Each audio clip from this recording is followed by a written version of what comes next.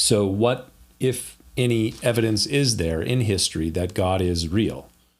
Perhaps take a look at the sudden downfall of King Sennacherib of Assyria as one of these significant pieces of evidence. Get your coffee.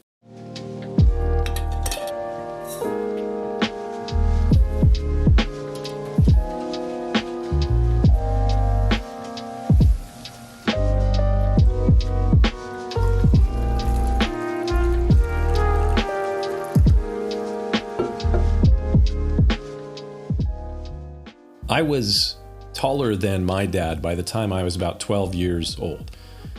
Now, my oldest son, he's 13, and he's pretty much taller than me, but my dad was only 5'7", and I'm 6'2". But though I was taller than my dad when I was 12 years old, anytime that I would mess with him, kind of poke at him, push his buttons, like sons do when they're 12 or 13 years old, my dad would simply say to me, "I know where you sleep." That was my dad's simple threat. Do what you will, son, because I know where you sleep. I always think of that when I read the word to Sennacherib from God in Isaiah chapter 37. Sennacherib had led his armies into Judah and had brought the nation of Judah and its king, Hezekiah, to their knees, quite literally. Hezekiah was driven to his knees as Sennacherib's armies destroyed nearly all of the walled cities of Judah. Jerusalem was the last stronghold, and Hezekiah was completely out of options. He had no strength, he had no strategy, and no one to save him. So he went up to the temple of the Lord in Jerusalem, and he spread the threatening letter from the king of Assyria out before the Lord, and Hezekiah prayed to God for God's help. And God answered him in Isaiah 37, verse 21. It says, "Because you have prayed to me against Sennacherib, king of Assyria, this is the word which the Lord has spoken concerning him." You can read God's word for yourself if you have time. God had quite a message for Assyria's king, Sennacherib, which included this line in Isaiah chapter 37, beginning at verse 28. God said to Sennacherib, "But I know your dwelling place. You are going out and you're coming in, and your rage against me, because your rage against me and your tumult have come up to my ears. Therefore, I will put my hook in your nose and my bridle in your lips, and I will turn you back by the way which you came." Essentially, God said, "Sennacherib, I know where you sleep." Sennacherib was the last in a series of empire-expanding kings in the Neo-Assyrian Empire, beginning with Shalmaneser III, and then Tiglath-Pileser III, and Sargon II, and then Sennacherib. The empire expanded to dominate more of the Near East than any kingdom preceding it. But Sennacherib's reign was the high water mark, the apogee, if you will, for the empire of Assyria. And for many historians, it is a mystery as to why that is.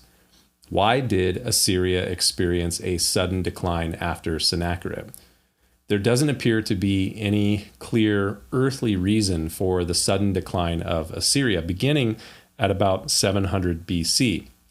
Why, after successive conquests and victories, did Sennacherib return to Assyria's capital at Nineveh?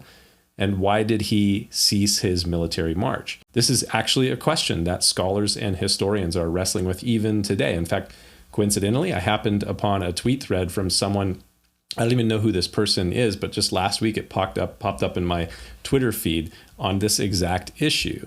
We have ample records in the form of clay tablets with Assyrian cuneiform from this period of time, but scholars are still scratching their heads. But I think that the answer to the riddle is actually quite clear.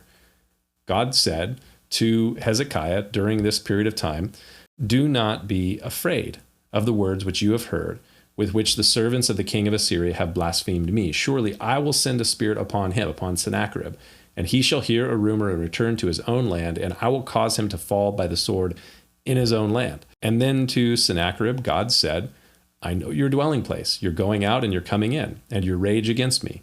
I will put my hook in your nose and my bridle on your lips, and I will turn you back by the way which you came and bring you back to Nineveh."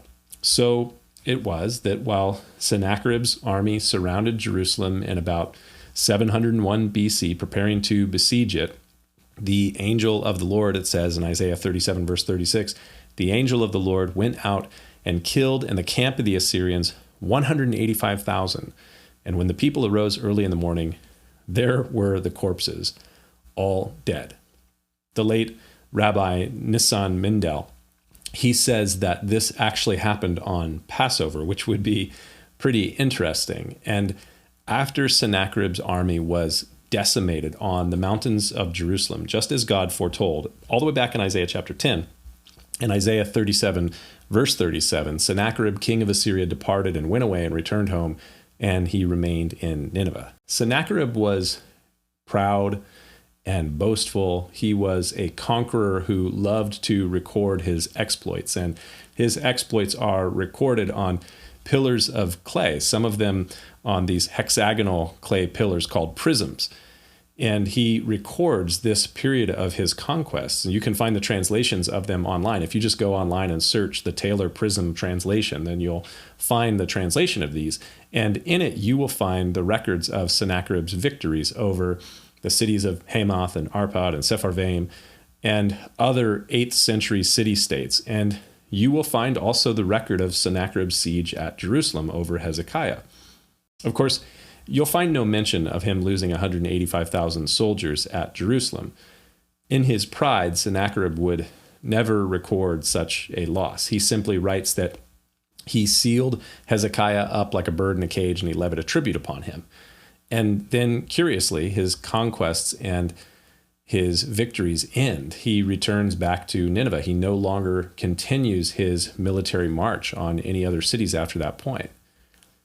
Personally, the curious nature of it leads me to believe that this was the quiet way of accepting defeat. About 20 years later, we read this in Isaiah 37 at verse 38.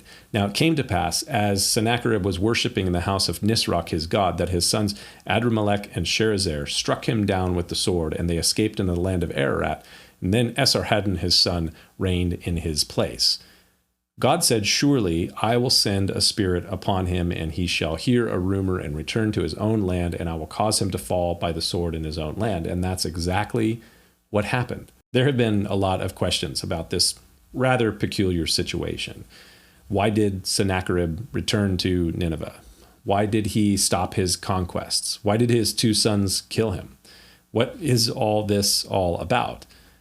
In his commentary on this passage, John Gill cites a Christian Hebraist scholar in Germany from the 16th century AD named Sebastian Münster, who wrote on this event saying that after Sennacherib's defeat at Jerusalem, where he lost his 185,000 soldiers, Sennacherib went and asked his counselors and his senators why God, the God of the children of Israel, was so zealous for Israel and Jerusalem. And Sennacherib's wise men, his counselors, answered and said that Abraham, the father of the Jewish people, led forth his son, Isaac. You can read about this in Genesis 22.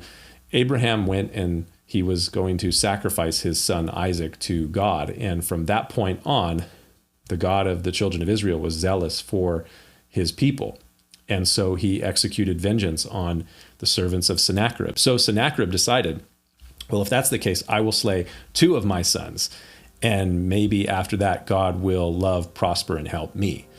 Which that word apparently came to his sons, Adrammelech and Sharezer, and they decided, no, that's not how things are going to go. So they lay in wait for him, and they killed him with the sword while he went and prayed before his God.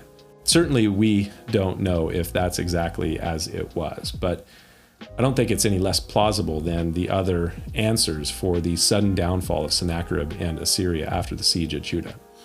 Something to think about. We'll see you next time.